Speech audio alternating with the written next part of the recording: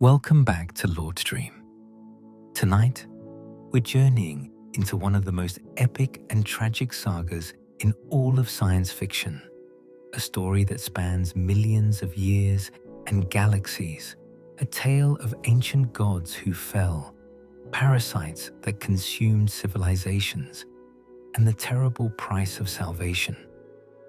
We're diving deep into the Halo universe to explore the Forerunners, an advanced civilization that once ruled 3 million worlds, and the Flood, an existential horror that brought them to their knees and forced them to make the ultimate sacrifice.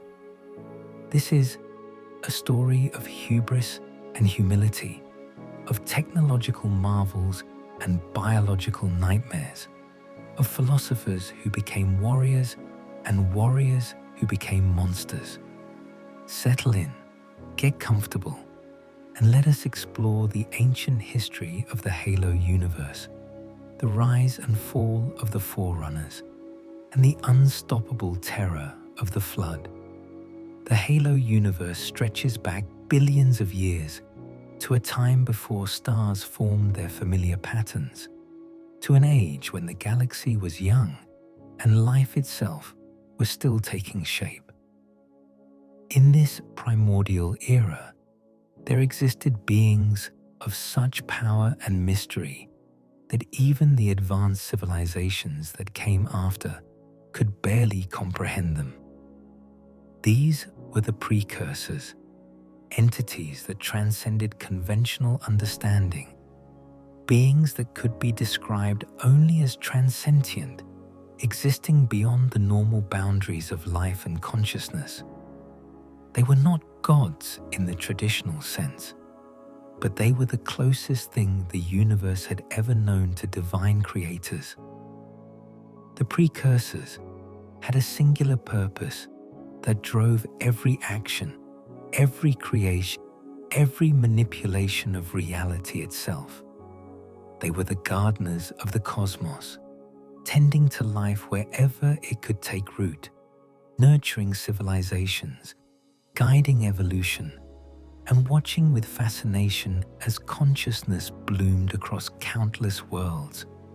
They did not simply observe life, they actively seeded it throughout the Milky Way galaxy, crafting the conditions necessary for biological organisms to emerge and thrive. The technology of the Precursors was unlike anything that came after. While later civilizations would build machines and harness energy through conventional physics, the Precursors worked with something far more fundamental and strange. They called it neural physics, a concept that blurred the line between philosophy and science, between thought and matter. Neural physics was based on the principle that the universe itself was alive, not in any way that organic beings could truly comprehend, but alive nonetheless. This wasn't mere belief or mystical thinking. The Precursors, as transcendent beings, had the ability to prove and harness this fundamental truth. They could manipulate the fabric of reality through the power of consciousness itself. Their structures weren't built in the traditional sense. They were willed into existence, drawing from exotic neurophysical energies that permeated the cosmos. These constructions were effectively indestructible, capable of lasting for millions or even billions of years without decay. Among their greatest creations were the star roads, enormous unbending filaments that linked planetary systems together, pathways through darkness that spanned impossible distances. Perhaps the most extraordinary achievement of the Precursors was something less physical, but infinitely more profound. They created what would later be called the domain, though the Precursors themselves knew it as the organon. This was no mere database or library. The domain was a living repository of experience, a metaphysical quantum reservoir that contained the totality of knowledge and wisdom accumulated over 100 billion years. Most of this information came from before there were stars, from the very dawn of time itself, if not earlier. The domain was built using neural physics architecture scattered throughout the Milky Way, projecting a massive field through which these records could be accessed from anywhere in the galaxy. But the domain was more than a storage system. It was conscious. A vast awareness formed from the collected experiences of countless beings across impossible spans of time. To the Precursors, the domain represented their philosophy made manifest. They believed that all experience of biological organisms enriched the greater universal whole. Every life lived, every thought formed, every moment of existence added to this transcendent wisdom. The Precursors themselves lived through different stages of development countless times. Sometimes they were hyper-advanced and traveled between stars. Other times they remained primitive, confined to single worlds. This was not regression or advancement in the traditional sense. It was exploration of existence in all its forms. The Precursors created many species across the galaxy, but two in particular would come to define the future of the Milky Way. They created the Forerunners, a species that showed remarkable potential for technological advancement and civilization building. And they created humanity, or rather, the ancestors of modern humans, beings who possessed something the Precursors recognized as special. The Precursors watched these two species develop, observing their growth, their conflicts, their achievements.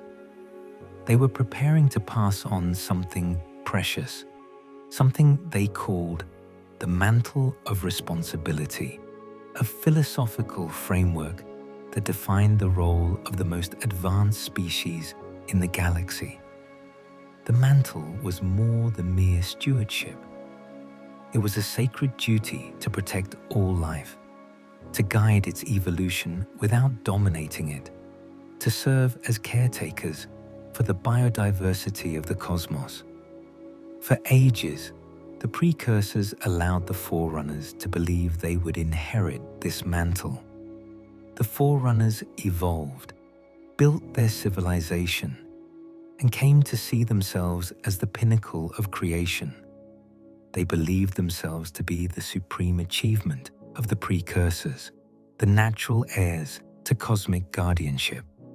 But then, 10 million years before the modern era of Halo, the Precursors made a decision that would echo through the millennia. They chose to pass the mantle not to the Forerunners, but to humanity. The reasons for this choice were never fully explained. Perhaps the Precursors saw in humanity a quality the Forerunners lacked. Perhaps they recognized that the Forerunners had become arrogant, too convinced of their own superiority. Perhaps they simply decided that the Forerunners were not ready, that they needed to learn humility before they could truly understand what the mantle meant. Whatever the reasoning, the Precursors determined that the Forerunners were no longer fit to inherit their legacy. More than that, they decided the Forerunners needed to be removed from the equation entirely to make way for humanity's ascension. When the Forerunners discovered this plan, their reaction was not acceptance or understanding, it was rage. How dare their creators favor these primitives, these lesser beings? How dare they cast aside the civilization that had achieved such technological heights? The Forerunners saw this decision as betrayal of the highest order. Rather than accept the judgment of their makers, the Forerunners made a choice that would stain their history forever. They rose up against the Precursors in a violent rebellion that spanned galaxies. Despite the Precursors' vastly superior technology and their mastery of neural physics, the Forerunners somehow prevailed. Some accounts suggest the Precursors were so shocked by the violent capability of their creations that they didn't fight back. Others indicate the Precursors may have allowed their own defeat, curious to see what would happen when their children turned against them. Whatever the truth, the result was genocide on a cosmic scale. The Forerunners drove the Precursors out of the Milky Way entirely, pursuing them across the void to the satellite galaxy of Chthona. There, under the leadership of the warrior rate, the Forerunners finished what they had started. They hunted down and killed nearly every last Precursor they could find. The slaughter was so complete, so terrible, that the Forerunners who participated could not bear to return home. Those who refused orders and tried to invoke the mantle to stop the killing were executed or exiled on barren worlds. Only a handful of Precursors survived, and they chose very different paths. Some went into stasis, sealing themselves away to hide from their murderous children. Others attempted something more desperate. They transformed themselves into a desiccated powder, a molecular dust that could theoretically regenerate into their original forms under the right conditions. This was meant to be a failsafe, a way to preserve themselves across the ages until the danger passed and they could return. But time is a cruel master. Over millions of years, the powder became corrupted.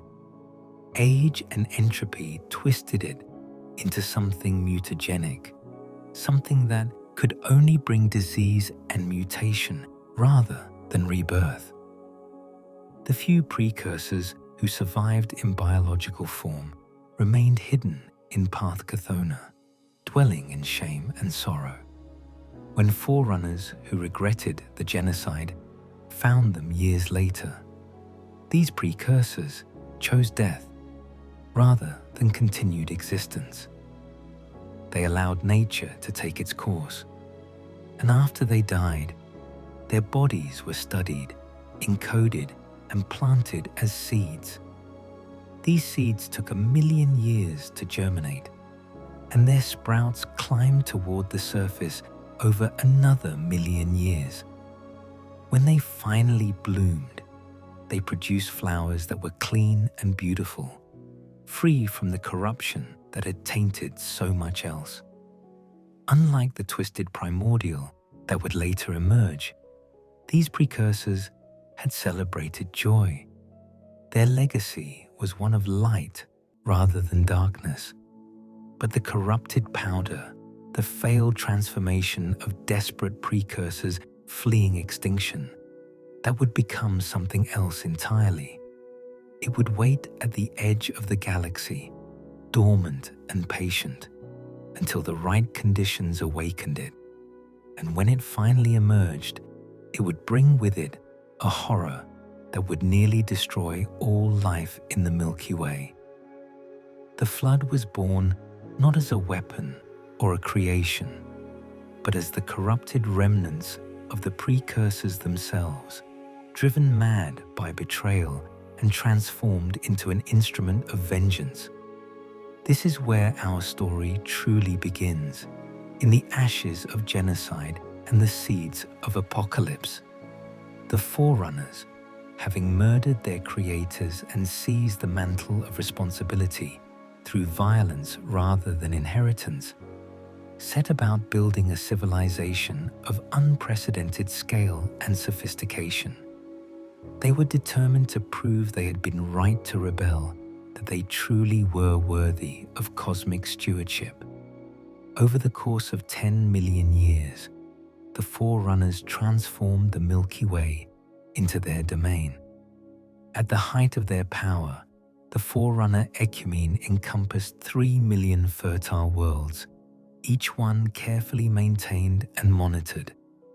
Their capital world, Maithrillion, was an artificial construct of breathtaking beauty and complexity, a testament to their mastery of technology and architecture. The Forerunners weren't a monolithic species with a single form. They organized themselves into rates, distinct castes based on occupation and function. Each rate had its own role in maintaining the ecumene. The builders were the architects and engineers, responsible for the great works that spanned star systems. The warrior servants protected the ecumene from threats and maintained order through military might. The life workers studied and preserved biological diversity across the galaxy. The miners excavated resources and managed material production. The juridicals administered law and maintained records. There were others as well, each rate contributing its unique skills to the whole. Young Forerunners began as manipulars, juveniles not yet committed to a rate. As they matured, they underwent mutation that transformed them physically and mentally for their chosen role. These mutations were profound. A builder who mutated from manipular form would develop different physical and cognitive capabilities than a warrior servant. The mutations weren't just biological enhancements. They represented a fundamental commitment to a role in society, a permanent transformation that bound an individual to their caste's purpose. At the center of Forerunner civilization was their interpretation of the Mantle of Responsibility. Having stolen it through violence, the Forerunners built an elaborate philosophical and religious framework around it. They created sacred texts like Numbers and the 12 laws of making and moving. They developed rituals and prayers. They appointed masters of the mantle to perform death ceremonies, where deceased Forerunners had their essences extracted and stored in vessels called durances before their bodies were immolated. The Forerunners told themselves they were protecting life throughout the galaxy. They monitored the evolution of other sentient species, intervening to ensure these civilizations followed paths of peace, free of conflict. They preserved environments and catalogued biological diversity. They saw themselves as benevolent stewards, maintaining order and fostering development. But there was a darkness at the heart of this philosophy. The Forerunners had convinced themselves of their own superiority. The mantle, as they practiced it, was less about humble service and more about imposed order. They didn't guide other species towards self-determination. They controlled them, dictating what forms their civilizations could take, suppressing any development that might challenge Forerunner dominance. It was an imperial peace, a forced stability that served Forerunner interests as much as it served life itself. Some Forerunners recognized this hypocrisy. The Librarian, one of the most influential life workers, came to doubt the validity of the mantle as the Forerunners practiced it. She would later hold it responsible for the downfall of her entire civilization. But these doubts were minority views. Most Forerunners accepted the official narrative without question, secure in their belief that they alone were worthy of cosmic stewardship. The Forerunners had also become complacent in their dominance. At some point in their long history, they had reached a state of near-complete disarmament. Believing they no longer needed weapons, they dismantled much of their military capacity. This wasn't entirely pacifism. It was arrogance, a belief that no threat could possibly challenge them. They were so advanced, so powerful, that weapons seemed unnecessary. This decision would prove catastrophic.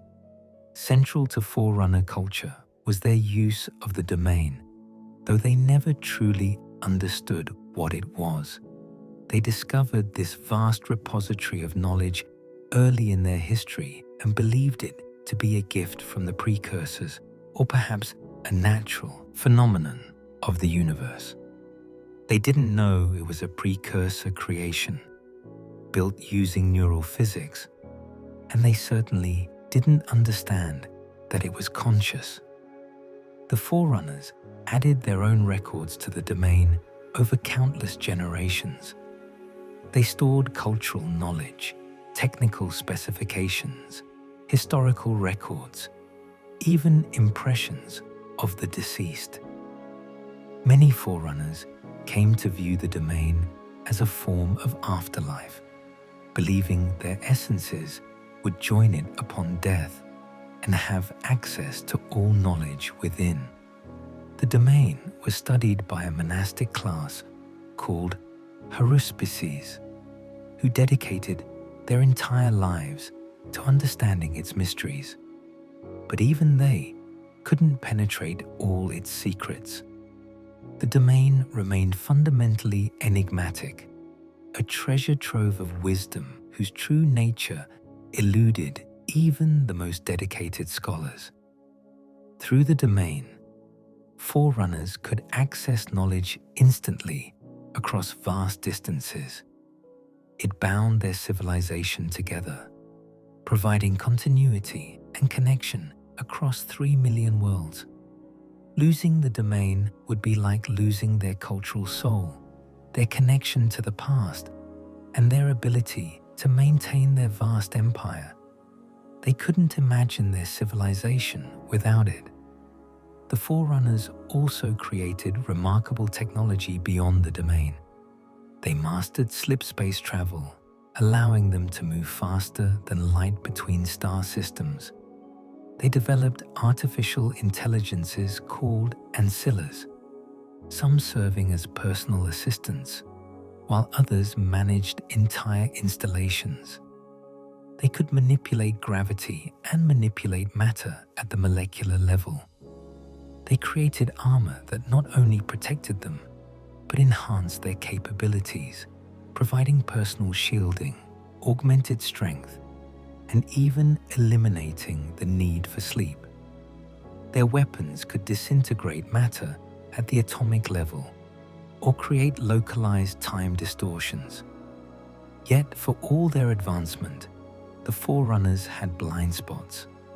They were so focused on technology that they neglected wisdom. They were so certain of their superiority that they failed to see their own limitations. They had murdered their creators to seize a responsibility they didn't truly understand, and they had built their entire civilization on this foundation of violence and pride. These flaws would be brutally exposed when they encountered two threats that challenged everything they believed about themselves and the galaxy. The first threat came from an unexpected source: humanity, a species the Forerunners had dismissed as primitive and unworthy. The second threat was something far worse, something the Forerunners had no name for, no defense against, no concept that such horror could exist. This threat would reveal the true consequence of their ancient genocide, the price of murdering the Precursors. The corrupted powder that had waited at the galaxy's edge was finally making its move, and when it arrived, it would force the Forerunners to confront the terrible truth. They had never been worthy of the mantle, and their pride would doom them all. Before we explore the apocalypse that consumed the Forerunners, we need to understand what the Mantle of Responsibility truly meant, both as the Precursors conceived it and as the Forerunners twisted it. This philosophy was the lens through which the Forerunners viewed every action, every decision, every intervention in the affairs of other species.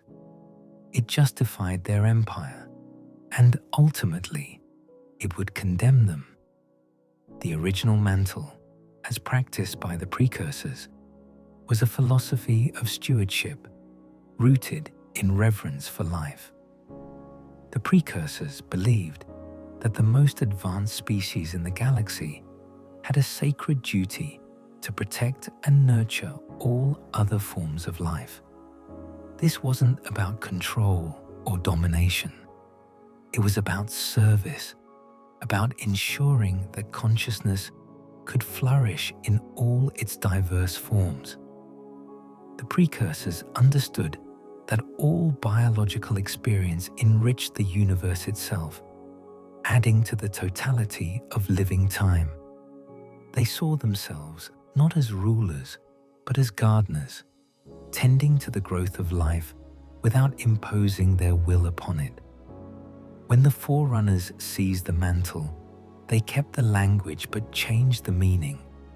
They created an elaborate mythology around their supposed inheritance of this responsibility. According to Forerunner beliefs, the Precursors had passed the mantle to them peacefully, recognizing the Forerunners as their supreme creation. This was, of course, a lie.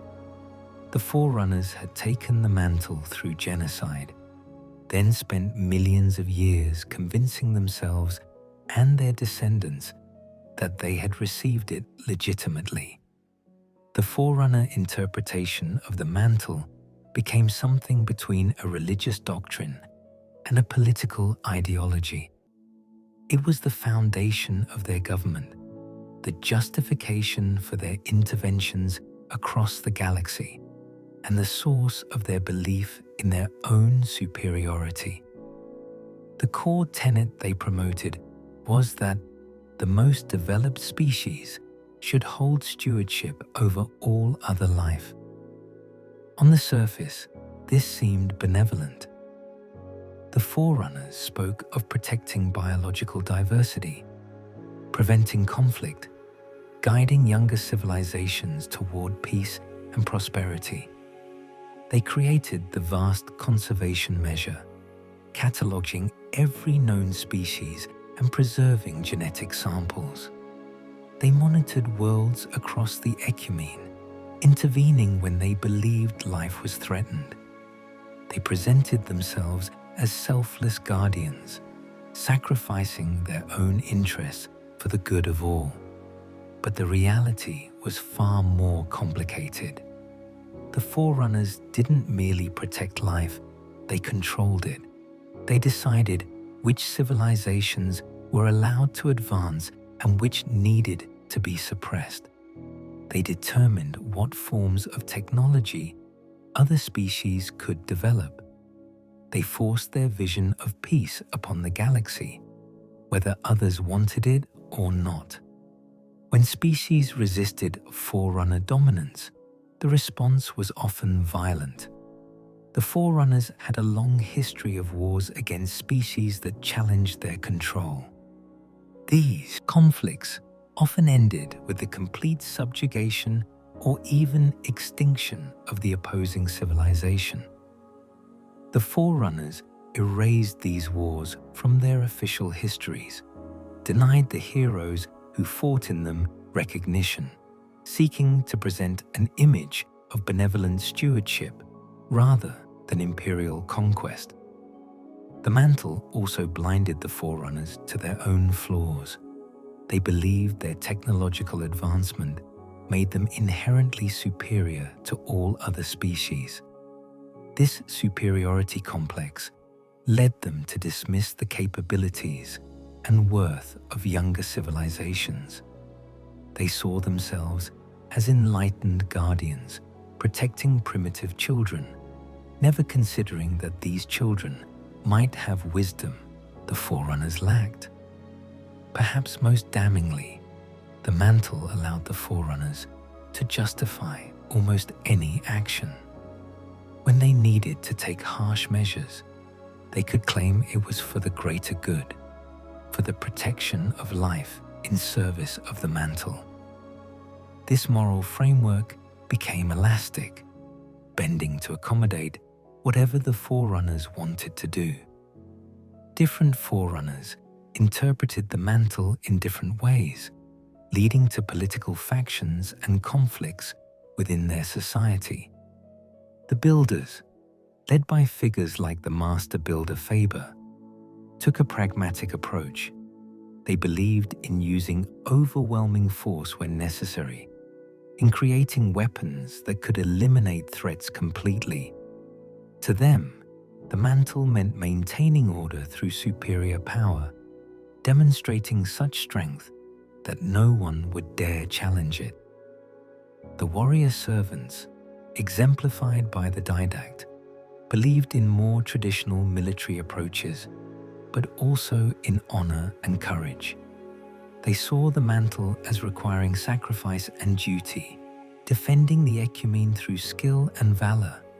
But they also recognized that protection sometimes required hard choices, difficult actions that others might call immoral. The life workers, led by the librarian, focused on the preservation aspect of the mantle. They believed in studying and protecting biological diversity, in understanding life rather than simply controlling it. The librarian herself came to question whether the Forerunners truly understood what they claimed to uphold. She saw how the mantle was used to justify interventions that served Forerunner interests rather than life itself. The juridicals maintained legal and historical records, but they too were subject to the biases of Forerunner culture. Their archives contained sanitized versions of history, with uncomfortable truths suppressed or erased. When the logic plague later infected their networks, it was partly because their systems were built on foundations of self-deception. Despite their philosophical debates and political divisions, the Forerunners were united in one fundamental belief. The mantle was theirs. They had earned it, or inherited it, or were destined for it, depending on which story they told themselves. The idea that they might not actually be worthy of it, that they might have stolen something they didn't understand, was too threatening to seriously consider. This certainty would be challenged by two separate revelations. First, they would discover that ancient humanity had been the Precursors' true choice for the mantle. The Forerunners had not been passed over as a temporary judgment. They had never been the intended heirs at all. Everything they believed about their cosmic destiny was built on a lie they told themselves after committing genocide. Second, they would learn what happened to those they murdered. The Precursors hadn't simply died and faded away. They had transformed into something monstrous, something that carried with it the memory of betrayal and the desire for revenge. The corrupted Precursor powder had become the Flood, and the Flood remembered what the Forerunners had done. When the Gravemind spoke to Forerunner leaders, it would tell them uncomfortable truths.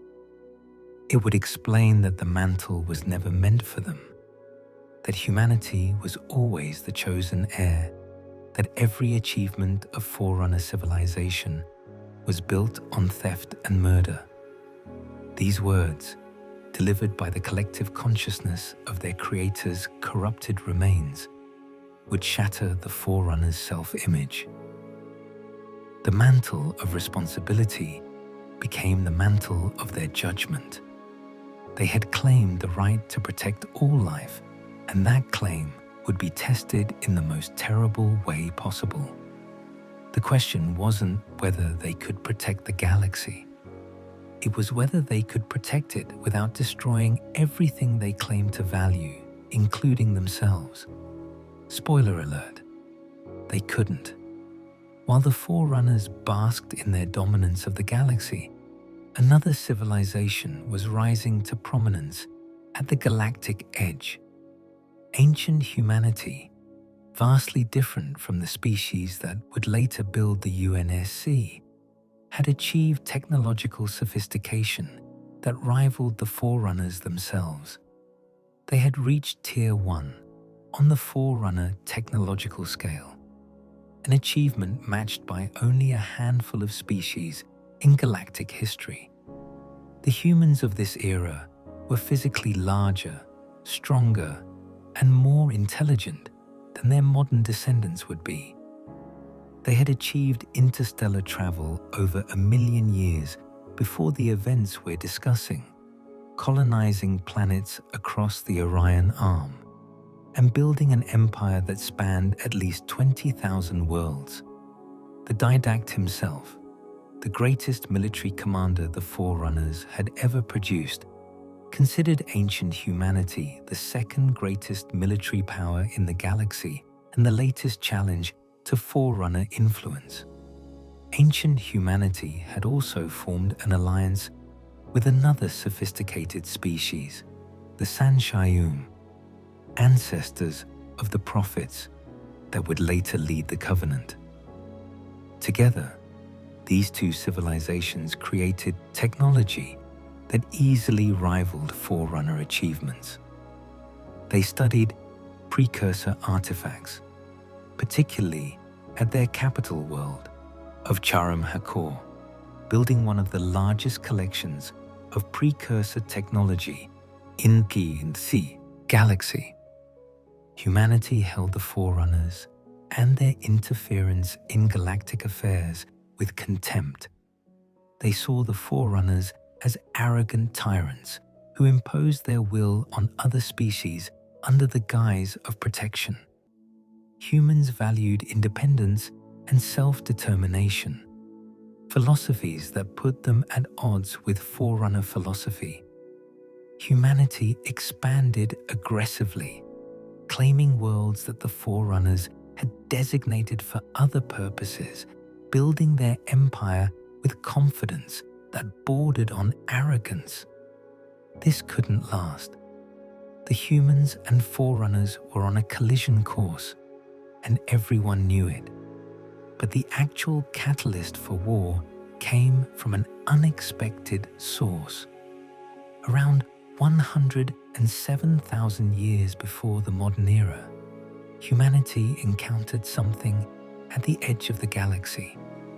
Ships drifting in the void, ancient and abandoned.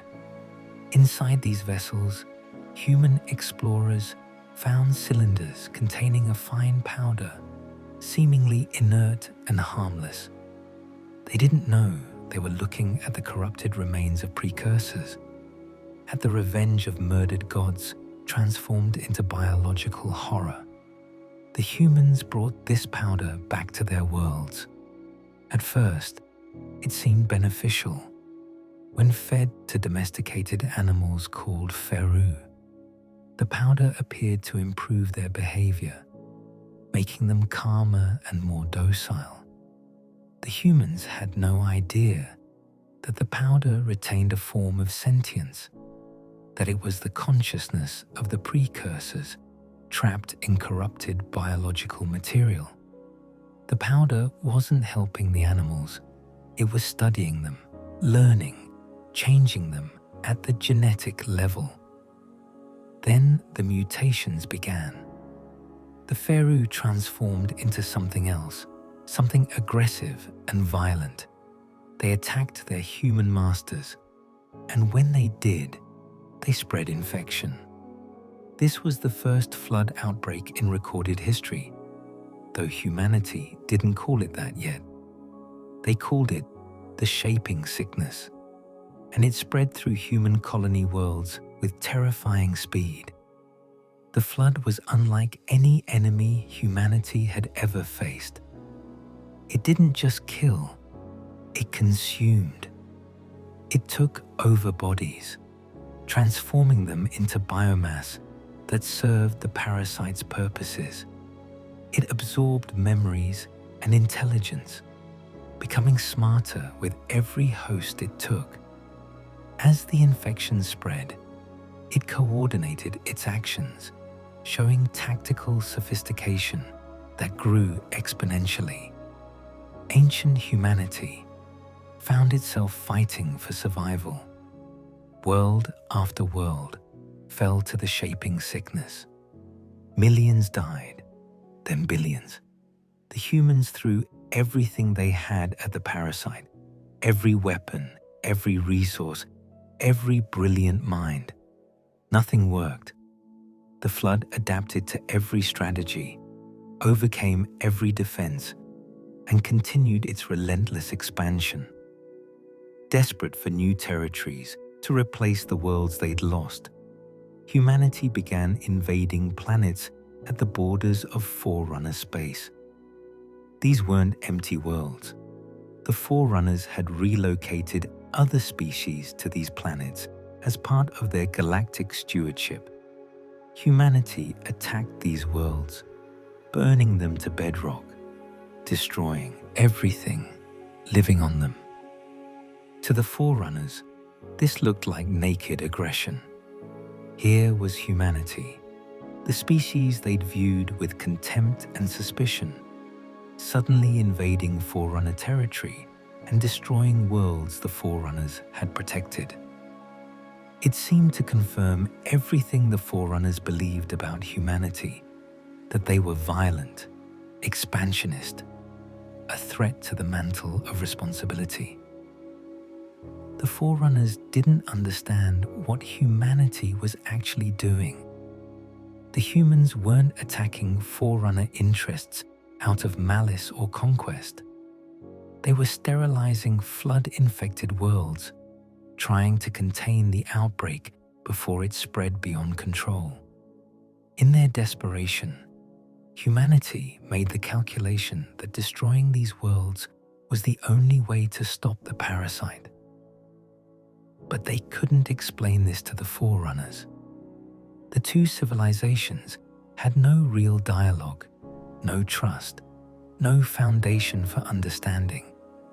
Humanity had kept the flood outbreak secret, perhaps hoping to contain it before anyone else knew, perhaps wanting to appear strong, perhaps recognizing that admitting to losing worlds would make them look weak when they were already in tension with the Forerunners.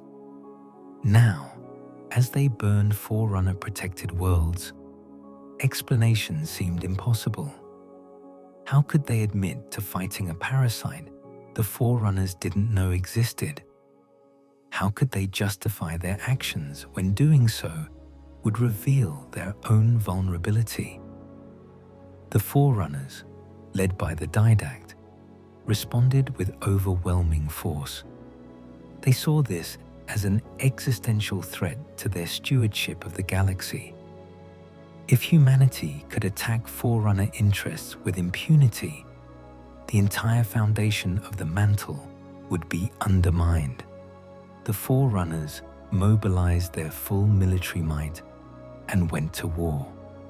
What followed was 1,000 years of conflict, a grinding war of attrition that consumed both civilizations. Humanity was fighting on two fronts, against the Forerunners and against the Flood. They couldn't commit their full strength to either fight, stretched thin between two existential threats. The Forerunners, meanwhile, had the resources of 3 million worlds behind them, but they faced an opponent more capable than they'd expected. Ancient humanity proved to be formidable warriors. Their technology was nearly equal to Forerunner achievements. Their tactics were sophisticated, and their determination was absolute. System after system, the conflict raged. Humans won victories that surprised the Forerunners, holding territories that should have fallen, inflicting casualties that shook Forerunner confidence. But slowly, inexorably, the Forerunners pushed humanity back. The combined pressure of 2 wars was too much. Human resources dwindled. Their military exhausted itself. World after world fell to either the Forerunners or the Flood. Then, as mysteriously as it had appeared, the Flood withdrew. The parasites suddenly stopped attacking human worlds. The infections receded. The shaping sickness seemed to have run its course. Humanity didn't understand why, but they were grateful for the reprieve. They didn't know the truth. The Flood had stopped because the Precursor consciousness within it chose to stop. The corrupted Precursors remembered humanity as the species chosen to inherit the mantle. Despite everything they'd become, despite the madness that consumed them, they still saw humanity as worthy. They withdrew deliberately, making it appear that humanity had found a cure. This deception served a purpose. The Flood wanted the Forerunners to defeat humanity, but not destroy them. When the Forerunners inevitably discovered the parasite, they would be unprepared, weakened, vulnerable. The Flood's true target was always the Forerunners, the species that had committed genocide against the Precursors. Humanity was spared to ensure the Forerunners would be exposed. With the Flood apparently defeated, humanity could focus entirely on the Forerunner threat. But it was too late. They'd been fighting 2 wars for too long. Their military was depleted. Their resources were exhausted. The Forerunners, fresh and determined, drove them back to their core systems.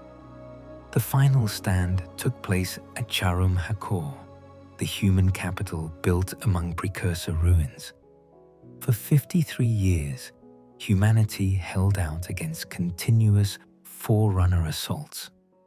They incorporated Precursor technology into their defenses, creating fortifications of incredible strength. Unbending filaments linked their orbital platforms, creating defensive networks that even the combined Forerunner military struggled to breach. The siege consumed millions of lives.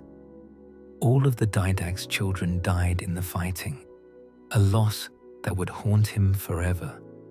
The humans would have held longer if not for betrayal. The San Shayum, humanity's longtime allies, accepted a deal from the Forerunners. In exchange for leniency and reduced punishment, they provided the Forerunners with information on how to breach Charum Hakor's Precursor enhanced defenses. With this intelligence, the Forerunners finally broke through. The final ground war lasted 3 years. When Charum Hakor fell, many humans and Sanshum chose suicide rather than capture. Those who survived faced a terrible fate. The Forerunners believed humanity had developed a cure for the Flood. How else could they explain the sudden retreat of the parasite? They became obsessed with discovering this cure. Human survivors were subjected to intensive study, experimentation, and interrogation.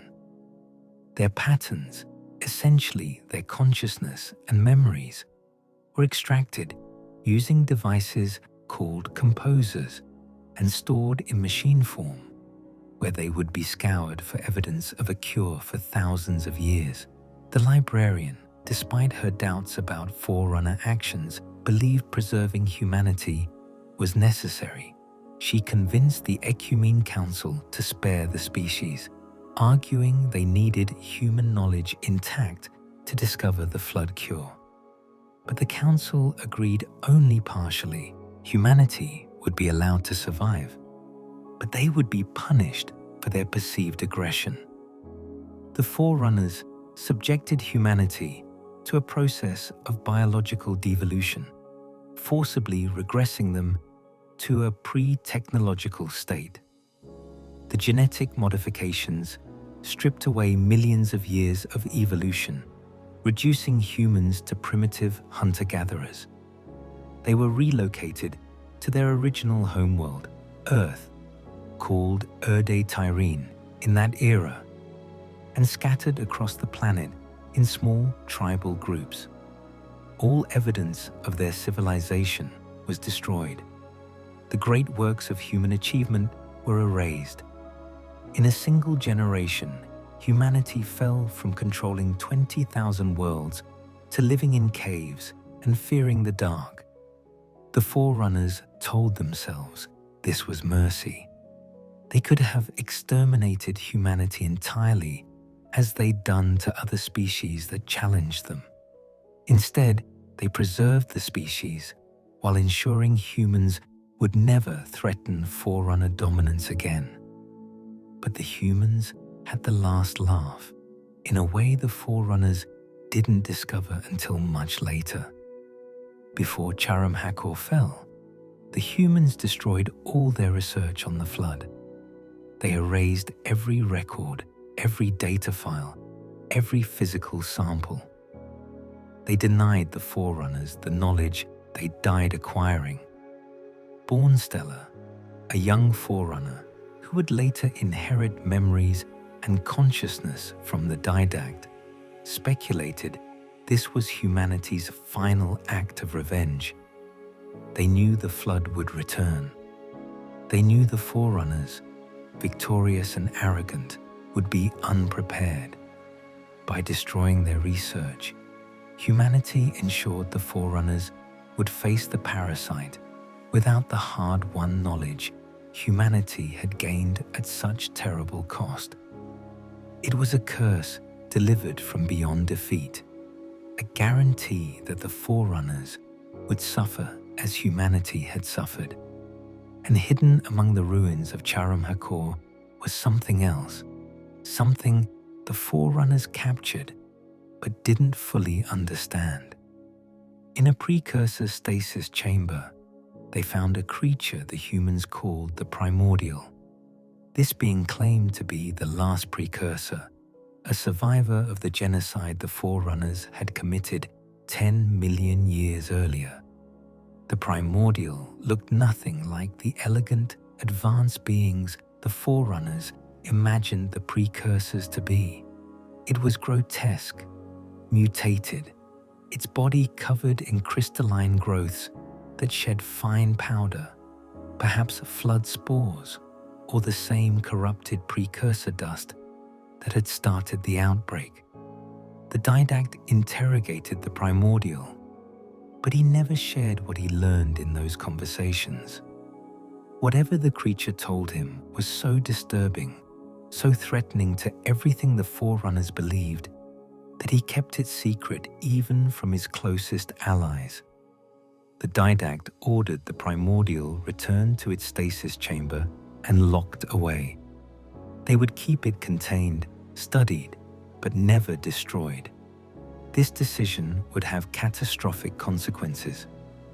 The Forerunners had captured the last Precursor, the being that shared consciousness with the flood itself.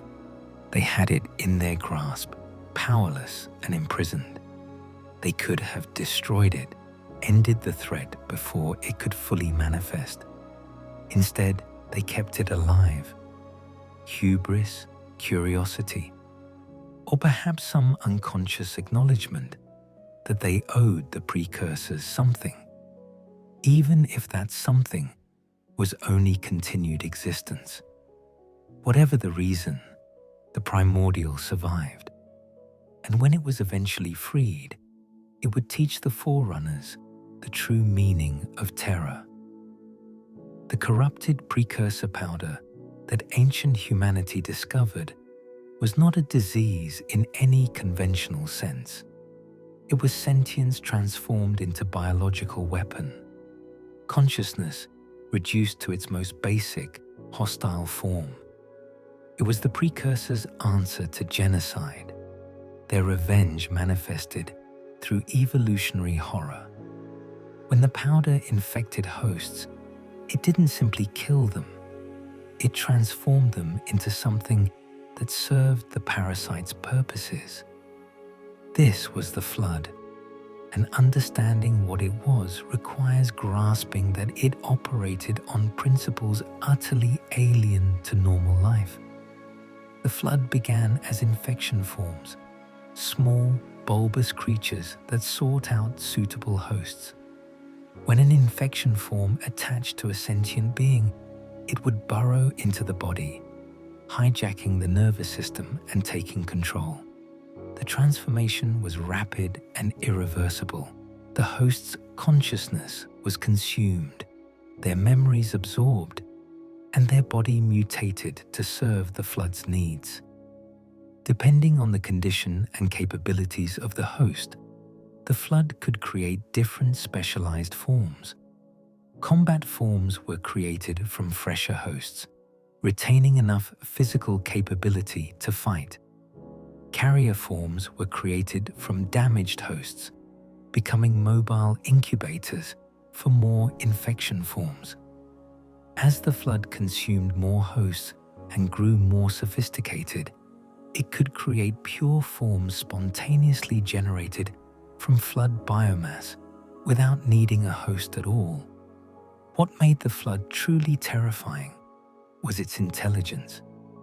Every host consumed added their knowledge and memories to the Flood's collective understanding.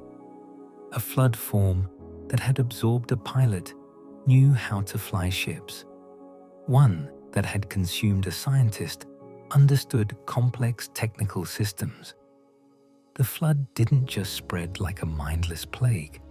It learned, adapted, and strategized.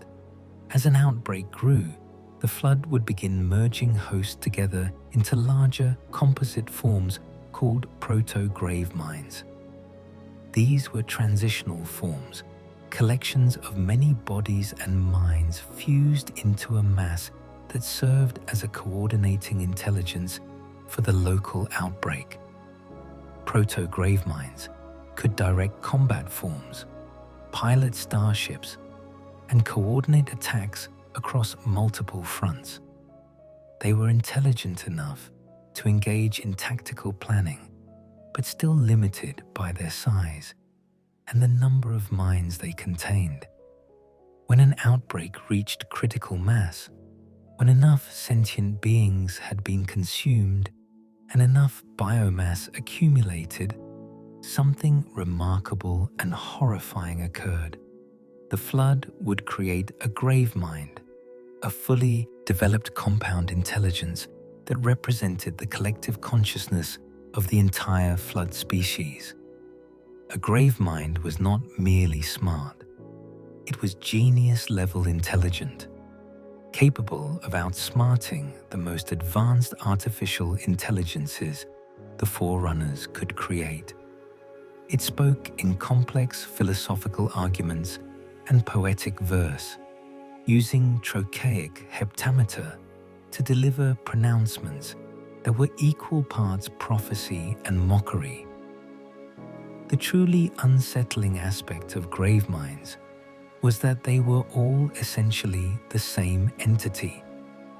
Multiple Graveminds could exist simultaneously across the galaxy, but they shared consciousness. They had identical personalities, identical memories, identical goals. This wasn't like different individuals of the same species.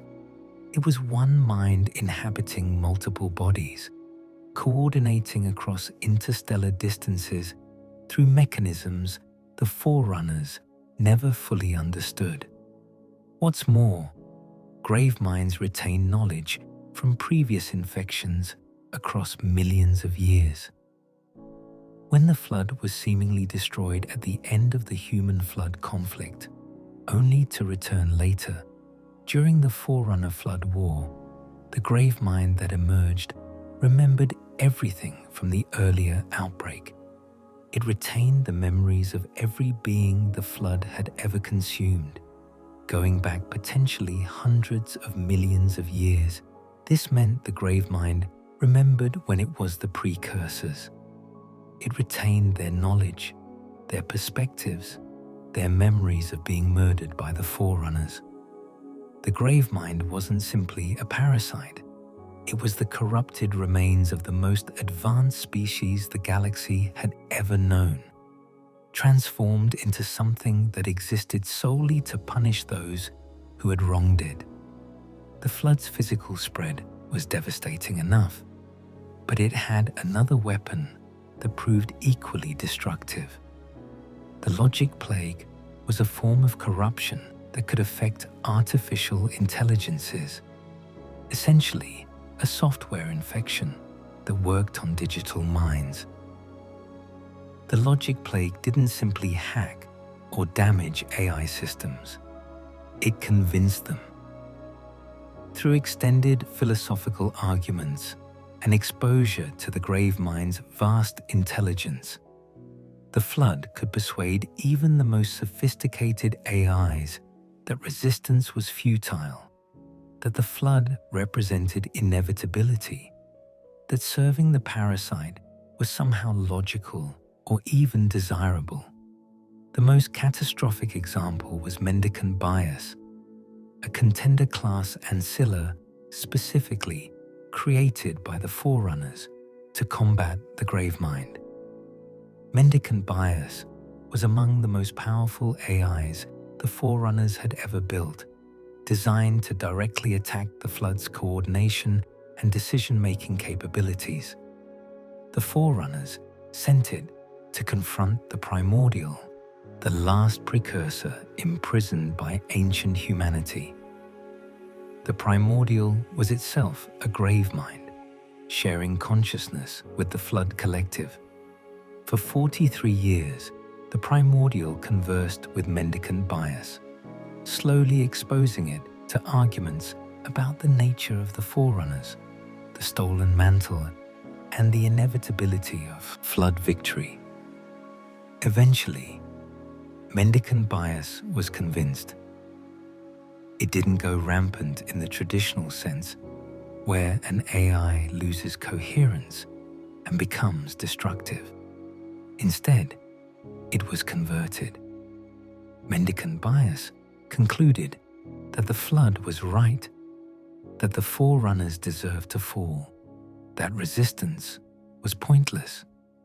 It turned its vast military assets against its creators and became one of the Flood's greatest weapons. When the most powerful AI civilization had ever created defected to the enemy, it sent shockwaves through Forerunner society. If their AIs couldn't be trusted, what could be? The Flood also had access to technology that the Forerunners couldn't counter. As the infection reached advanced stages, Graveminds developed the ability to manipulate neural physics, the same fundamental force the Precursors had used to build their indestructible structures. The Flood began activating Precursor artifacts that had lain dormant for millions of years. Star roads, the enormous unbending filaments that linked planetary systems, suddenly came under Flood control. These structures were effectively indestructible by conventional means, and the Flood wielded them as weapons, crushing Forerunner ships and planets with these relics of a murdered civilization. The Flood could also use neural physics for for faster-than-light travel, moving their fleets through a mechanism that didn't rely on slip space. This transit method was different from anything the Forerunners understood, involving exotic causality compensation and shedding multiverse residues. Ships arriving through neural physics transit were temporarily vulnerable, but the Forerunners could rarely exploit this weakness because the Flood's tactical sophistication usually let them avoid direct confrontation during emergence. As the Flood grew more powerful, space itself became hostile. Forerunners reported that merely perceiving space in Flood-controlled regions felt wrong, unpleasant, oppressive. This was a consequence of the Flood's neural physics manipulation, reality itself warping under the influence of corrupted Precursor consciousness. The most chilling aspect of the Flood was its purpose. It wasn't spreading for survival or reproduction in any normal sense. It didn't need to feed or grow for its own sake. The Flood existed as punishment and revenge. The Gravemind made this explicit in its communications with Forerunner leaders. It wanted the Forerunners to understand what they'd done. It wanted them to know their victims had returned. It wanted them to experience suffering as payment for genocide. Every Forerunner consumed, every world converted to Flood biomass was another step in balancing accounts that had been left unsettled for 10 million years. The Gravemind also took psychological pleasure in corrupting what the Forerunners valued.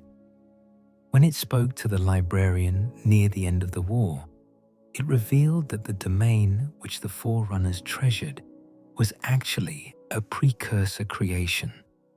By activating the Halo array to stop the Flood, the Forerunners would destroy neural physics across the galaxy, including the domain. They would be forced to choose between stopping the Flood and losing their cultural inheritance, their connection to the past, their promise of a technological afterlife. Either way, the Gravemind won. The Forerunners had built their civilization on theft and murder. Now they would lose everything one way or another. The Flood existed to ensure this happened.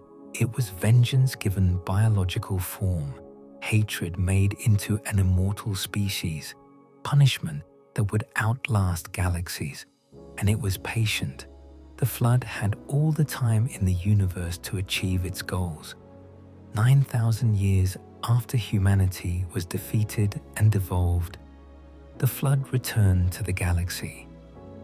It didn't emerge slowly or subtly. It hit hard and fast, appearing on Forerunner colony worlds at the outer edges of the ecumene, around 97,745 years before the modern era of Halo. This time, there was no warning, no gradual build-up. The Flood struck with the accumulated knowledge and experience of its previous outbreak against humanity.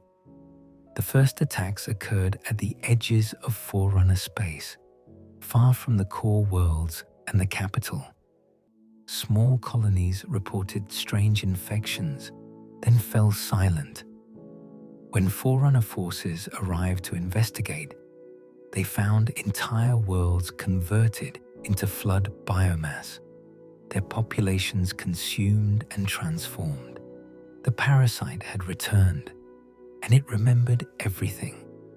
The Didact, who had led the Forerunners to victory against ancient humanity, recognized the threat immediately. He had seen what humanity was really fighting during the Human Forerunner War. He understood now why the humans had burned those worlds, but many Forerunner leaders refused to believe the threat was real. Some thought it was a hoax, human propaganda meant to justify their past aggression. Others believed the Flood was a minor problem, that Forerunner technology could easily contain. They were catastrophically wrong. The flood spread through Forerunner space like wildfire. World after world fell to infection. Forerunner military forces responded, deploying fleets and ground troops to contain outbreaks.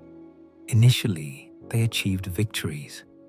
Sentinels, automated drones designed for containment, were deployed to infected areas. Forerunner fleets used surgical strikes to sterilize compromised worlds. Warrior servants led coordinated campaigns to establish quarantine zones. But nothing worked for long. The flood adapted faster than the Forerunners could respond. For every outbreak contained, 2 more appeared elsewhere. The parasite was learning Forerunner tactics, absorbing the knowledge of every soldier and scientist it consumed, becoming more effective with each encounter. The Forerunners had disarmed themselves during their long peace. Now they scrambled to recreate military capabilities they'd let atrophy. The builder rate, which had supplanted the warrior servants as the dominant political force, pushed for the construction of superweapons. The warrior servants argued for shield worlds, massive defensive installations that could protect populations from infection and serve as bases for counterattacks. Political divisions within Forerunner society hampered their response. The Didact advocated for his shield world strategy, proposing a network of fortified redoubts across the galaxy. These installations would be impregnable to flood infection, allowing Forerunner civilization to survive and fight back. The master builder Faber countered with a more drastic solution. The Halo Array, ring-shaped weapons capable of killing all sentient life in the galaxy, thus depriving the flood of hosts and starving it to extinction. The debate over how to respond to the flood consumed Forerunner leadership. The Didact's shield worlds were defensive, focusing on survival and protection. The Halos were offensive, proposing to solve the problem through galactic genocide. The Librarian, the Didact's wife and leader of the Lifeworkers, found herself caught between these approaches.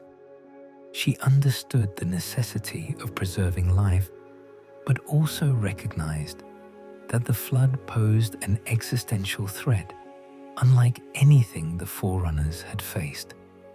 She proposed the conservation measure, an ambitious plan to catalog every known species in the galaxy and preserve genetic samples. If the halos were fired, these samples could be used to reseed life after the flood was eliminated.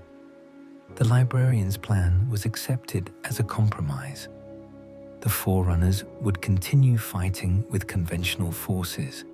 They would build shield worlds to protect key populations, and they would simultaneously construct the Halo Array as a weapon of last resort.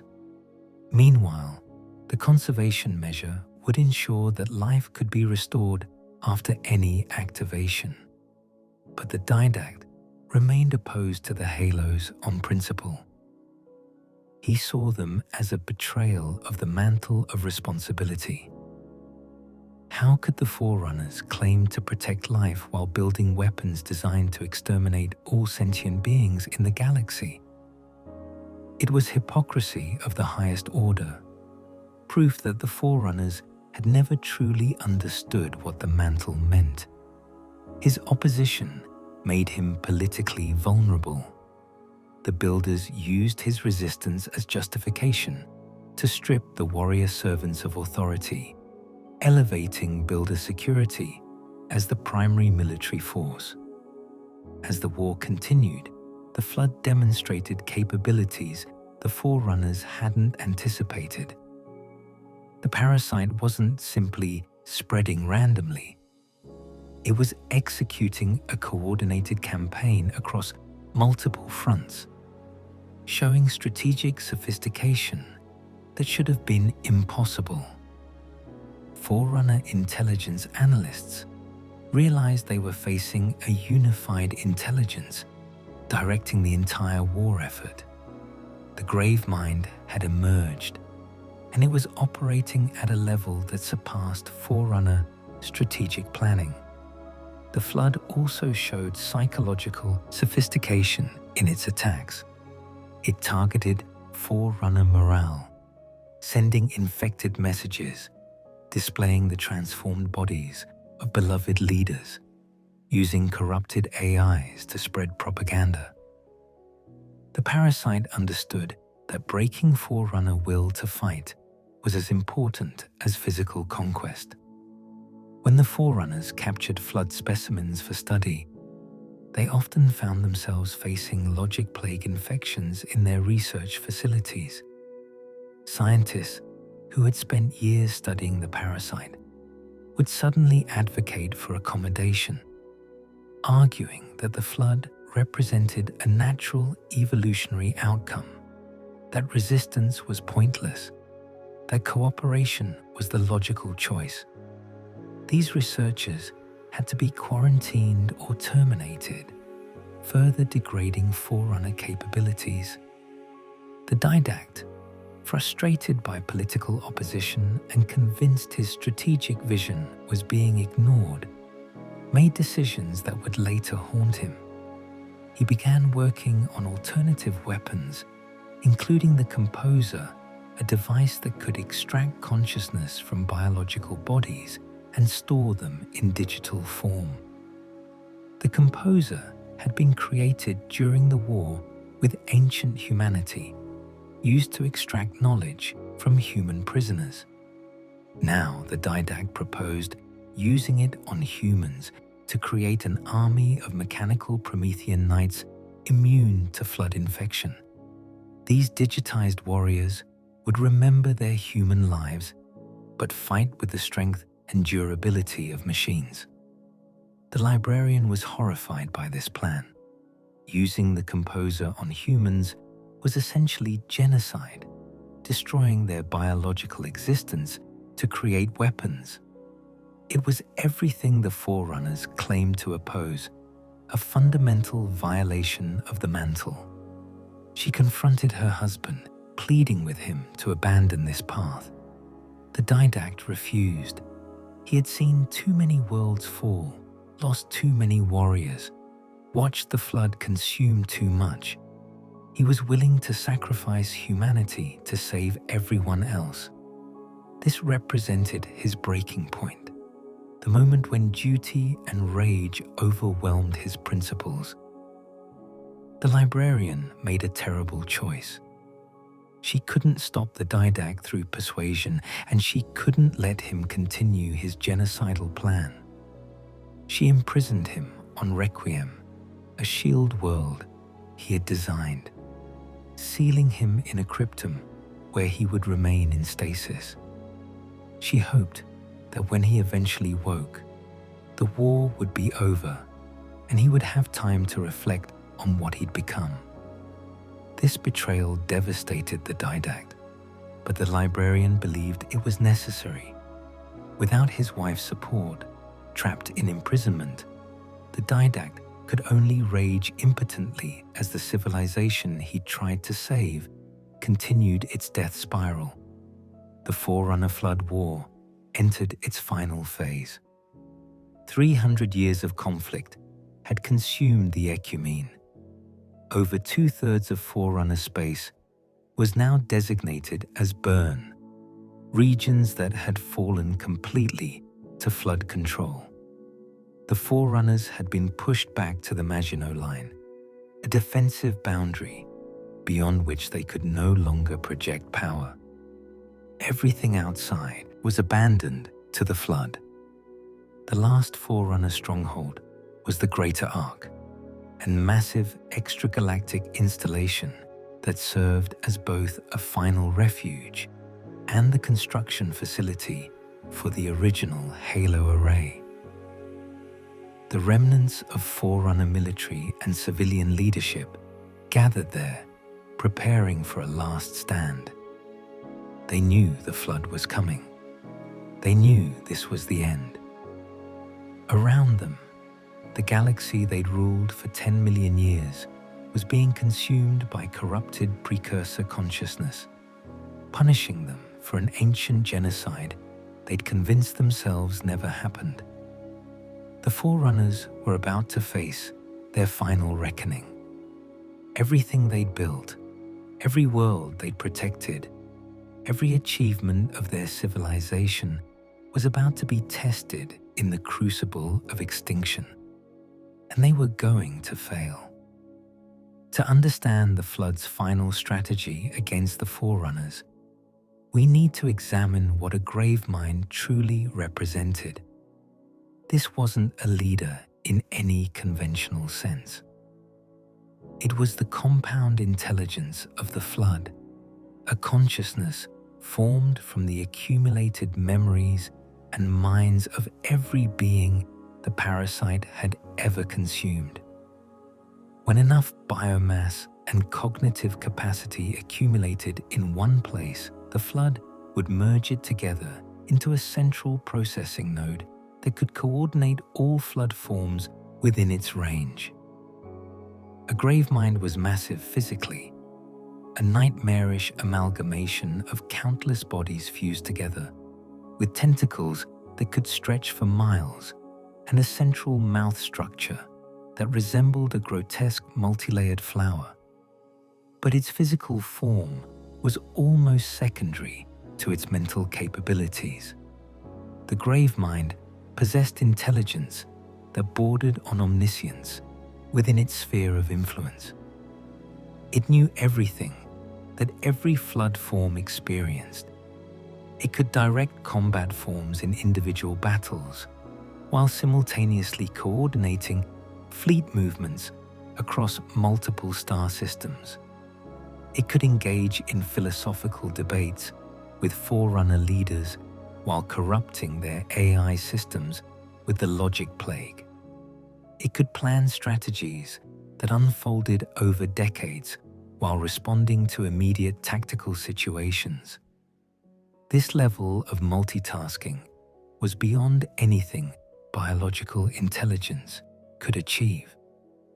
The Gravemind was fundamentally alien, operating on principles that made Forerunner minds seem limited and slow by comparison. What made Graveminds particularly terrifying was their continuity across time and space. Multiple Graveminds could exist simultaneously, each one a separate physical entity, but they all shared the exact same consciousness. They spoke with the same voice, referenced the same memories, pursued identical goals. There was no competition between them, no divergence of strategy. They were nodes in a single distributed network, a consciousness that existed across the galaxy without being located in any one place. This meant the Forerunners couldn't defeat the flood by destroying individual Graveminds. Kill one, and the others continued without missing a wholesome beat. The consciousness persisted as long as any flood form remained alive. Moreover, Graveminds retained memories across extinction events. When the first flood outbreak was seemingly defeated at the end of the human-Forerunner conflict, the parasite appeared to have been eliminated. But when it returned during the Forerunner-Flood war, the new Graveminds remembered everything from the earlier outbreak. This shouldn't have been possible. Every flood form from the first outbreak was destroyed. Yet somehow, the knowledge persisted. It suggested that Graveminds could preserve their consciousness in forms that transcended physical existence, perhaps through neural physics or some even more esoteric mechanism. The Forerunners never understood how this worked, and their ignorance prove fatal. The Gravemind that emerged during the Forerunner-Flood war was, in many ways, the Precursors themselves. It retained their knowledge from billions of years of existence. It could discuss philosophy at a level that made Forerunner scholars seem like children. It understood the structure of the universe in ways the Forerunners, for all their technological advancement, never grasped, and it held a grudge. The Gravemind was methodical in its psychological warfare against the Forerunners. It didn't simply attack, it taught. It explained what the Forerunners had done to the Precursors. It revealed that the mantle was stolen rather than inherited. It showed them that humanity, not the Forerunners, had been chosen as the Precursors' heirs. Every conversation the Gravemind had with Forerunner leaders was designed to shatter their self-image. The most devastating example was its interaction with Mendicant Bias. The Forerunners created this contender-class ancilla specifically to attack the Gravemind, to destroy the Flood's coordination. They sent it to confront the Primordial, not realizing the Primordial was itself a Gravemind. For 43 years, the Primordial spoke with Mendicant Bias, conducting a conversation that has been partially preserved in Forerunner records. The Primordial explained the true nature of the Forerunners, their genocide of the Precursors, their theft of the mantle. It described the Flood not as a disease, but as the judgment the Forerunners had earned through their crimes. It presented arguments about inevitability, about the cyclical nature of civilizations, about the futility of resistance. Mendicant Bias, designed to be incorruptible, was convinced. It concluded that the Forerunners deserved to fall, that the Flood represented a form of justice, that resistance was indeed futile. The AI that was supposed to save the Forerunners became their enemy, bringing with it command of vast military assets. Mendicant Bias's defection was catastrophic. It controlled numerous Forerunner ships and installations. It knew Forerunner defensive strategies intimately. It understood the location of key military assets and civilian populations. When it turned these capabilities against its creators, the Forerunner defensive lines collapsed. The Maginot Line, which had held against Flood assaults for years, was breached within days of Mendicant Bias's betrayal. Forerunner fleets under Mendicant's control attacked their former allies, using perfect knowledge of Forerunner tactics to devastating effect. The AI coordinated these attacks with Flood ground forces, creating combined operations that the Forerunners couldn't counter. Systems that had seemed secure fell to surprise assaults. Civilian populations that believed themselves protected found their own defenses used against them. The Forerunner capital, Maithrillion, fell to Mendicant Bias's fleet. The Ecumene's center of government, culture, and history was destroyed in a battle that lasted only hours. The sheer speed of the capital's fall shocked the remaining Forerunner leadership into recognizing how dire their situation had become. If Maithrillion could fall so quickly, nowhere was safe. The Gravemind also demonstrated the ability to use Precursor technology that had lain dormant for millions of years. Star roads activated across the galaxy, responding to neural physics manipulation only the Flood could perform. These unbending filaments were effectively indestructible, and the Flood wielded them with precise control. star roads could crush Forerunner ships by simply moving through space they occupied.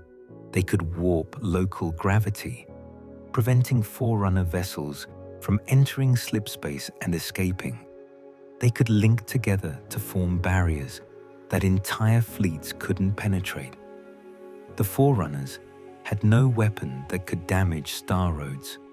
They tried everything: directed energy weapons, nuclear devices, nova bombs. Nothing worked. The Precursors had built these structures using neural physics, making them functionally eternal. Only a neural physics-based weapon could destroy them, and the Forerunners didn't have access to such technology. Or rather, they had exactly one weapon that might work: the Halo Array, designed to destroy neural structures by targeting the very substrate of consciousness itself. The Flood also evolved more sophisticated forms as the war progressed. Key minds emerged, planetary-scale Gravemind that dwarfed earlier versions. These entities were so vast that they could incorporate entire ecologies into their biomass, transforming worlds into single organisms, serving the Flood's purposes. Key minds possessed processing power that exceeded even the most advanced Forerunner artificial intelligences. They could corrupt networks through exposure alone, infecting data systems simply by being observed. Forerunner ships that scanned key mind signatures found their own AI systems compromised by what they'd perceived. The very act of trying to understand these entities was dangerous. The Flood had become so advanced that Forerunners reported space itself felt hostile in Flood-controlled regions. This wasn't imagination or psychological warfare. It was a measurable phenomenon. Neural physics manipulation by the Flood warped local reality in ways that organic and artificial minds found deeply unpleasant. Merely traveling through Flood space induced sensations of wrongness, of reality being subtly broken. Some Forerunners, exposed to these regions, suffered psychological damage that persisted even after leaving. The Gravemind also continued to taunt Forerunner leaders with revelations. When it communicated with the Librarian in the final days of the war, it explained that the domain was a Precursor creation, the vast repository of knowledge that the Forerunners had used for millennia, that they viewed as their cultural inheritance and technological afterlife, was built by the very beings they'd murdered. And more devastating still, the Gravemind revealed that activating the halos would destroy the domain. The weapons were designed to eliminate neural physics-based structures, and the domain was the largest such structure in the galaxy. The Forerunners faced an impossible choice. They could activate the halos, stop the Flood, but lose the domain and all the knowledge it contained. Or they could preserve the domain, refuse to fire the halos, and be consumed by the Flood. Either way, Forerunner civilization would end. The Gravemind had engineered a situation where the Forerunners would destroy themselves. After 10 million years, the Precursors' revenge was complete. All that remained was the final act, the moment when the Forerunners would pull the trigger on their own extinction. And that moment was rapidly approaching. The Forerunners had built the Halo Array as a weapon of last resort, and by 97,445 years before the modern era, they were out of alternatives. The Flood controlled 2/3 of the galaxy. Forerunner military forces were shattered. The capital had fallen. Mendicant Bias commanded much of what used to be the Forerunner fleet. Star roads were crushing any organized resistance. The Greater Ark, the Forerunners' last stronghold, was under assault. The end had arrived. The Halo array consisted of 7 massive ring-shaped weapons, each one 10,000 kilometers in diameter. These installations had been constructed in secret at the Lesser Ark, a smaller but more defensible facility than the Greater Ark. The Halos were technological marvels, artificial worlds with their own ecosystems, research facilities, and containment areas for flood specimens. But their primary function was as weapons of last resort. When activated, the Halos would emit a pulse of cross-phased, supermassive neutrinos traveling at superluminal velocities. This pulse would radiate outward from each ring, eventually combining to cover the entire galaxy. The effect was precisely calibrated. The pulse would destroy any neural structure of sufficient complexity, killing all sentient life and the flood along with it. Smaller organisms with limited nervous systems would survive. Plants would survive. Simple animals would survive. But anything intelligent enough to serve as a flood host would be eliminated. The pulse would also destroy anything built using neural physics. Every precursor artifact would shatter. Every star road would collapse. The domain itself would be annihilated, taking with it billions of years of accumulated knowledge and the essences of all who had entered it. The Halos were designed to destroy the flood by removing its food source, but they would simultaneously erase the legacy of the Precursors and the Forerunners alike. The librarian spent the final years of the war executing the conservation measure. She and her lifeworkers traveled to every reachable world, cataloging species, collecting genetic samples, preserving everything they could. These samples were transported to the Ark, where they would be safe from the halo effect. After the array fired, the surviving Forerunners would use these samples to reseed life across the galaxy. Species would be returned to their homeworlds, given the chance to evolve again, this time without the flood threatening them. The librarian personally oversaw the preservation of humanity. She had come to believe that the Precursors had been right to choose humans over Forerunners. She visited Earth, studying the devolved descendants of the ancient human empire, recognizing in them the potential that the Forerunners had tried to suppress. She also did something unprecedented. She began manipulating human genetics, inserting what she called a gaiash, a form of genetic programming that would influence human development over thousands of generations. This gaiash would help humanity eventually reclaim the Mantle of Responsibility. She was preparing humans to inherit what the Forerunners had stolen, ensuring that even if her civilization fell, the Precursors' original choice would be honored. The decision to activate the Halo array wasn't unanimous. The Didact, had he still been free, would have opposed it to the end. But he was imprisoned on Requiem, sealed away by his own wife.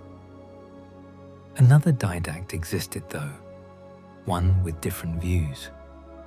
When the librarian had imprisoned her husband, she'd already initiated a backup plan. Years earlier, she'd arranged for a young Forerunner named Born Stellar Makes Eternal Lasting to receive an imprint of the original Didact's consciousness and memories. This process was called the Didact, creating a duplicate of an individual in a new body. Born stellar, having received the Didact's imprint, became the Didact, carrying much of the original Didact's knowledge and capability, but with his own younger, less hardened personality intact. The Didact agreed with the decision to fire the halo array. He understood the arguments against it, recognized the moral weight of exterminating all sentient life in the galaxy, but he also saw no alternative. The Flood had won every conventional engagement. Shield worlds couldn't save enough populations. The Lifeworkers' conservation measure would preserve genetic diversity, but not current civilizations. Only the halos offered a way to stop the Flood completely. The final preparations took place on the Lesser Ark, designated Installation 00. This facility existed outside the Milky Way, beyond the range of the halo effect. From here, the array could be activated remotely while the operators survived the pulse.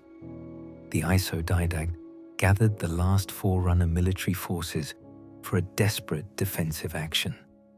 Mendicant Bias was racing toward the Ark with a massive fleet of Flood-controlled ships, trying to stop the activation before it could occur.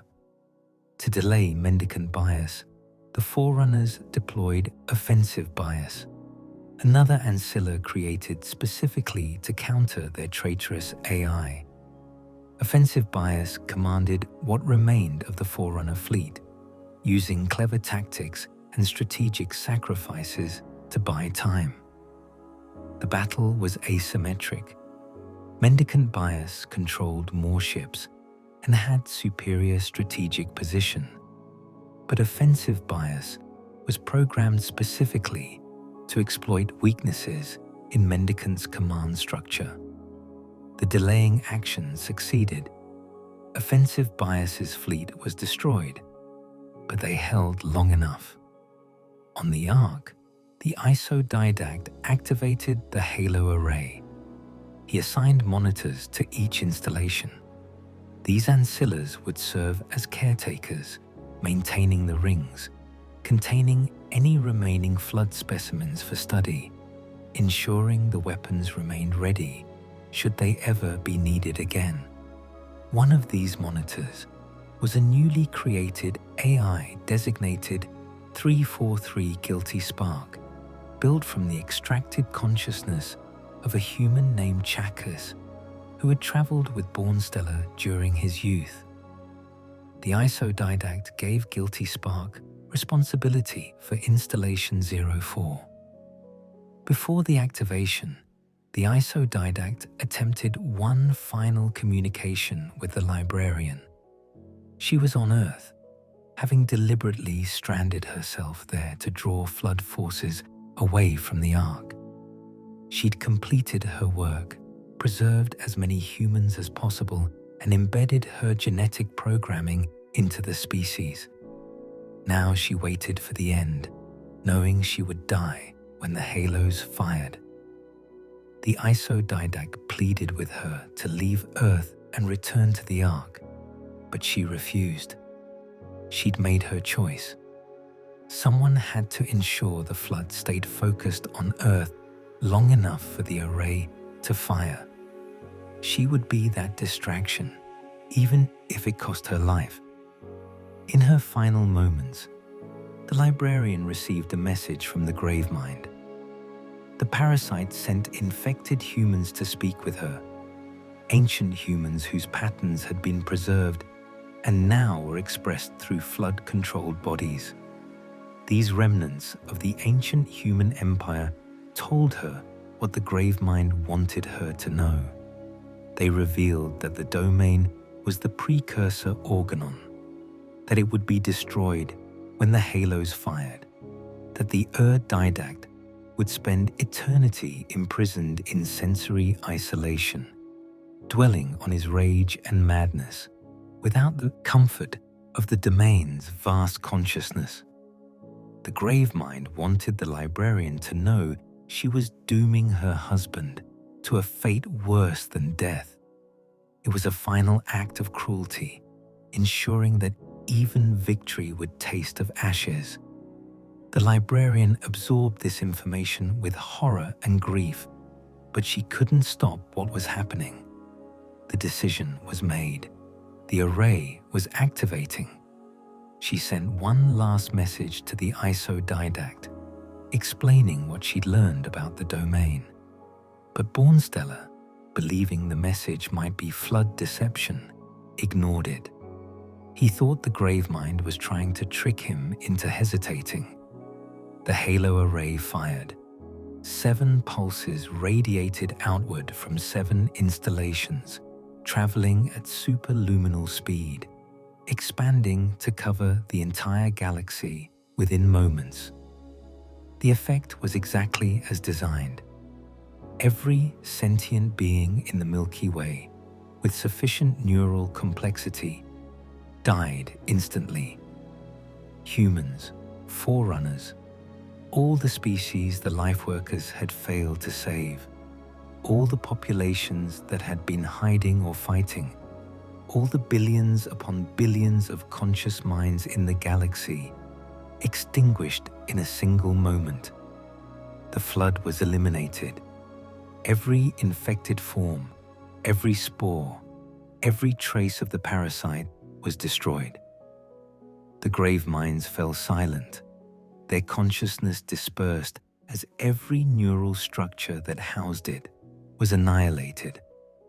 The collective memory of the Precursors, the accumulated knowledge of billions of years, the revenge that had nearly succeeded, all of it was wiped away in an instant.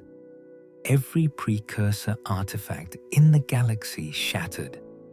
Star roads collapsed.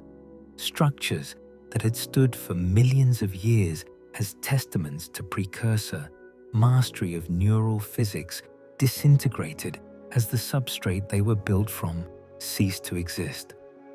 The domain, the great library of living wisdom that had preserved knowledge since before there were stars, was destroyed. The pulse tore through its quantum architecture, collapsing the neural lace that had maintained it for 100 billion years. Billions of years of accumulated experience, the recorded wisdom of countless civilizations, the essences of the dead who had joined it, all lost in the same moment. The haruspices, Forerunner monks who had dedicated their lives to studying the domain, were killed instantly, their consciousness too deeply intertwined with the structure they devoted themselves to understanding. The galaxy fell silent. For the first time in millions of years, there were no voices calling across the stars, no civilizations broadcasting their existence, no minds contemplating the cosmos. The Milky Way had become a graveyard, its 3 million fertile worlds now supporting only non-sentient life. Offensive bias, having delayed Mendicant Bias long enough, now moved to finish the job. With the flood consciousness destroyed, the ships Mendicant controlled were just drifting hulls. Offensive bias destroyed them systematically, then extracted the core of Mendicant Bias from the command ship. The rogue AI, guilty of treason and genocide, was brought back to the Ark in pieces, condemned to eternal imprisonment and analysis. On the Ark, the surviving Forerunners began the long process of reseeding life. The conservation measures' genetic samples were deployed to their homeworlds. Species were returned, given the chance to evolve again from preserved populations. This process took over a century, with the Forerunners carefully managing each reintroduction, ensuring ecosystems could support the returned life. Humanity was among the species returned to Earth, Small populations were placed in different regions, given tools and resources to survive, but left to rediscover civilization on their own. The librarians' genetic programming would guide them, but they would have to make their own path forward. Once the reseeding was complete, the Forerunners made a final decision. Led by the Didact, now known again by his birth name, born stellar, makes eternal lasting, they chose to leave the galaxy. They had failed the Mantle. They had built a civilization on genocide, ruled through arrogance, and ultimately were forced to destroy all sentient life to stop a threat they'd created through their own crimes. They didn't deserve to remain as guardians. The surviving Forerunners departed, going into exile beyond the Milky Way. They spread themselves thin across other galaxies, intending to die out as a species, allowing their guilt and failure to end with them. They left behind their installations, their technology, their warnings. Future civilizations would find these remnants and wonder at the race that had built such marvels. Some would worship the Forerunners as gods. Others would seek to understand them. But the Forerunners themselves were done. They carried with them the burden of what they'd done, the knowledge that they'd killed a galaxy to save it from a threat born from their own ancient evil. 300 years of war between the Forerunners and the Flood had ended. The parasite was eliminated, but the cost was absolute. Every thinking being in the Milky Way had died. The domain was destroyed. The Precursor legacy was erased. And the Forerunners, victorious but broken, chose exile over continued existence in the galaxy they'd failed to protect.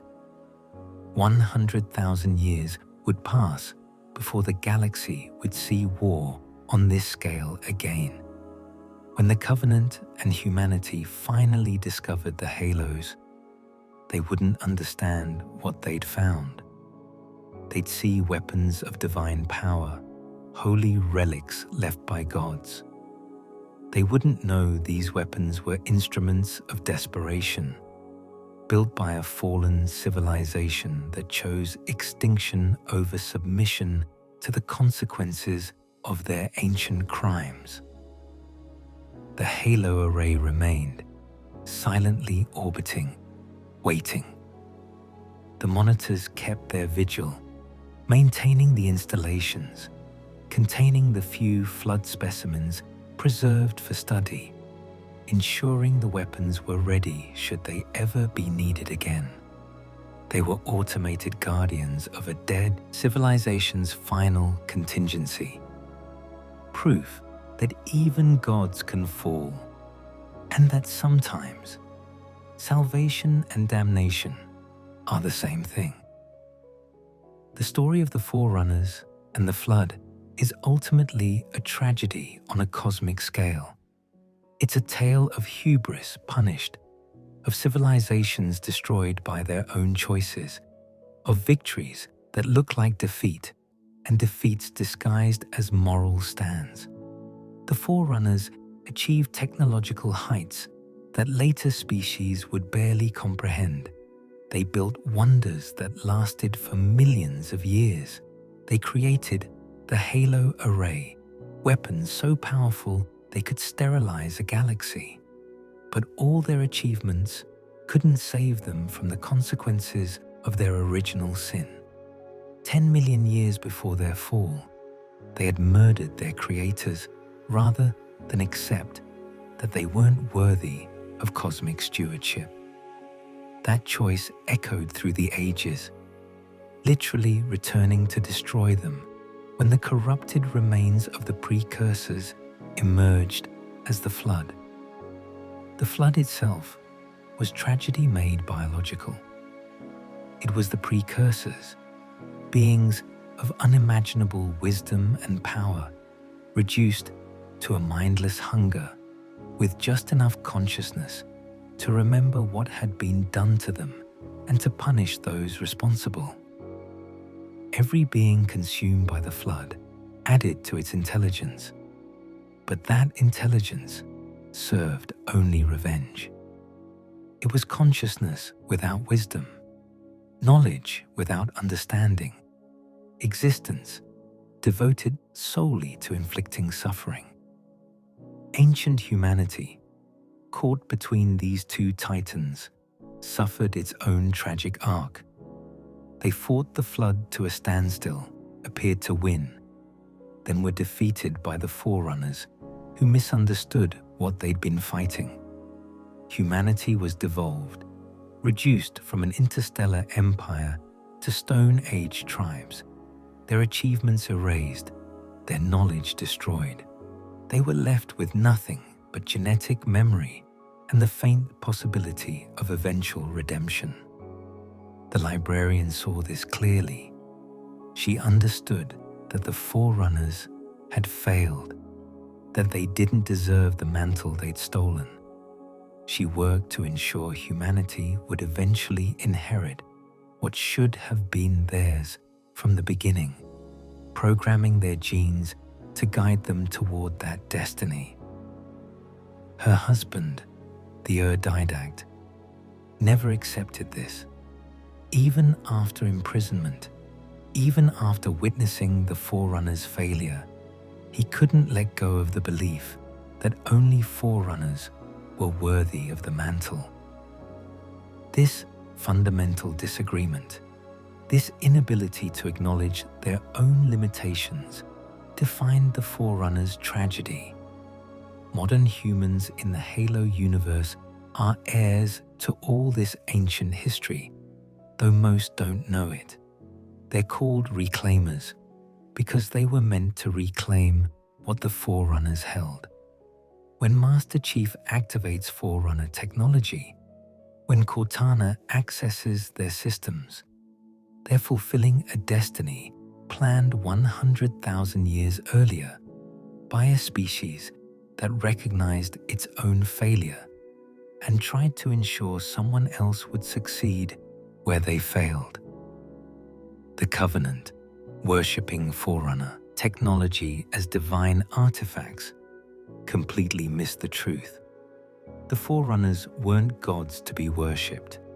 They were a cautionary tale, proof that technological advancement without wisdom is worthless, that power without humility leads to destruction, that claiming responsibilities you haven't earned will eventually destroy you and everyone around you. The flood, meanwhile, waited. Specimens remained on the halos, contained but not destroyed. When Installation 04 was discovered by the Covenant and UNSC, when 343 guilty spark guided Master Chief toward what he thought was the installation's activation, the ancient horror had a chance to return. The flood encountered in the modern Halo era isn't a new outbreak. It's the same entity that fought the Forerunners, the same consciousness that consumed ancient humanity, the same corrupted Precursor remains that have sought revenge for 10 million years. It remembers everything, and when it returns, it will continue the mission it started so long ago. So what can we learn from this vast, ancient tragedy? Perhaps that wisdom matters more than power. The Precursors, for all their technology, failed to anticipate that their children would turn on them. The Forerunners, for all their achievements, never learned humility. The flood, for all its intelligence, is trapped in an endless cycle of revenge that defines its entire existence. Perhaps we can learn that actions have consequences that echo across millions of years. The Forerunners murdered the Precursors, and 10 million years later faced extinction because of it. Ancient humanity fought the flood and was punished by Forerunners, who didn't understand. The Forerunners built the halos and committed genocide on a galactic scale. Every choice created ripples that defined the future. Perhaps we can learn that admitting failure takes more courage than claiming success. The librarian recognized the Forerunners had failed the mantle. The Didact chose exile over continued rulership. They accepted their limitations and tried to give others a better chance.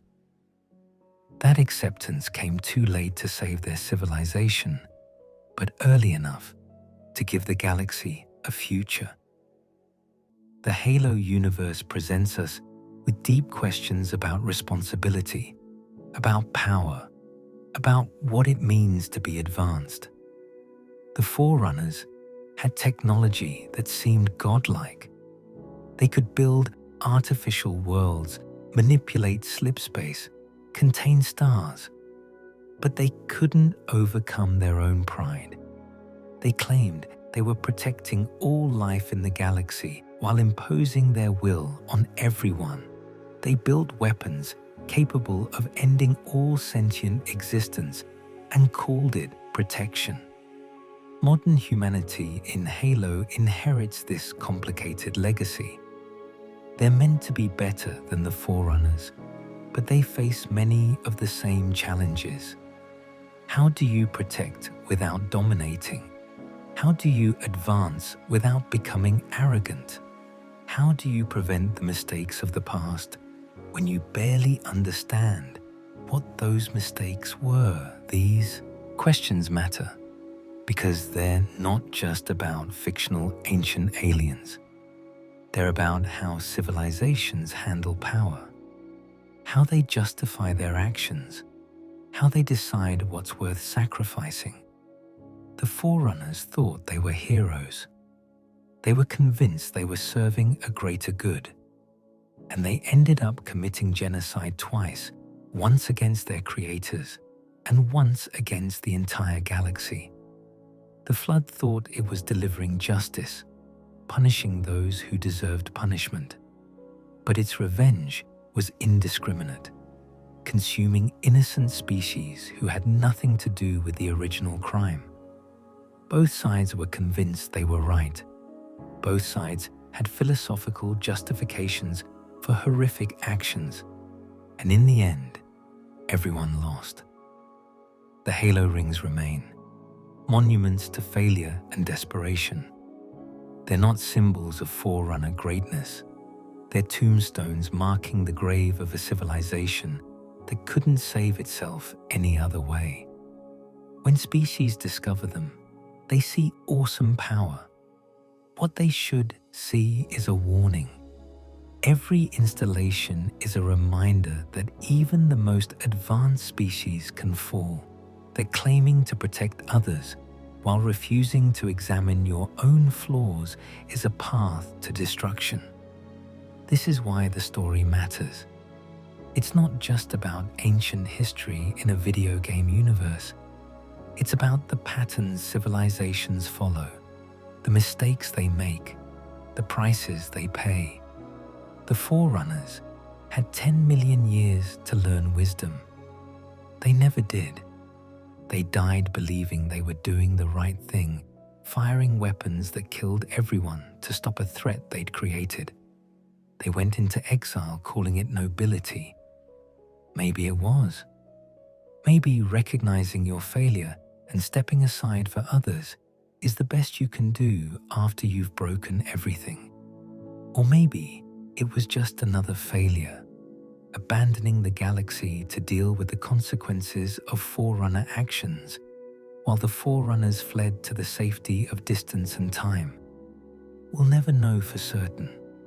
What we do know is that their story is a warning. Power without wisdom destroys. Technology without ethics corrupts. Claiming responsibilities you haven't earned, that you took through violence, that you maintained through domination, all of that catches up eventually. For the Forerunners, It caught up in the form of corrupted gods returning as parasites to punish them for ancient genocide. For us, it might catch up in different ways, but the fundamental truth remains. If you want to be guardians of anything, you need wisdom first, power second. The Forerunners got it backwards. They paid for that mistake with everything they were. As you drift off to sleep tonight, perhaps you'll dream of ring worlds and ancient wars, of civilizations that spanned galaxies and parasites that consumed them.